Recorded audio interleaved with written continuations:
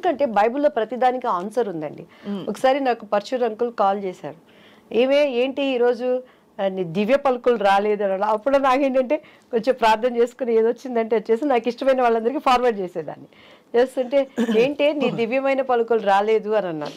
అంటే లేదు అంకుల్, నేను కొంచెం ఏదో వర్క్లో ఉండి పంపించలేకపోయాను, పంపిస్తాను.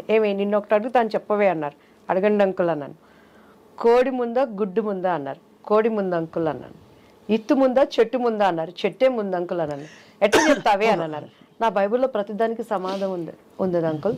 దేవుడు ఆయా ప్రకారము ఫస్ట్ పశు పక్షాదులని నిర్మించాడు అని ఉంది, వృక్షాలని క్రియేట్ చేశాడు అని ఉంది, దానికి ఫలాల్ని వృద్ధి చేశాడు అని ఉంది. అవి తర్వాత ఫలించినవి, అక్కడ విత్తులు వచ్చాయి. సో దాని ఆధారంగా బైబిల్లో ప్రతిదానికి ఆన్సర్ ఉంది అంకుల్ అని. నీకు ఎక్కడి నుంచి వచ్చింది ఈ జ్ఞానం అన్నాడు. జ్ఞానం సిగ్గుపరచడానికి దేవుడు వెర్రివాడిని ఎంచుకుంటాడు అంకుల్, నేను ఎర్రిదాన్ని కాబట్టి నన్ను ఎంచుకున్నాడు. నేను జ్ఞానిని కాదు అంకుల్, నేను ఎర్రిదాన్నే. Still I don't know anything. కానీ దేవుడి దగ్గర కూర్చున్నప్పుడు ఆయన జ్ఞానం ఇస్తాడు.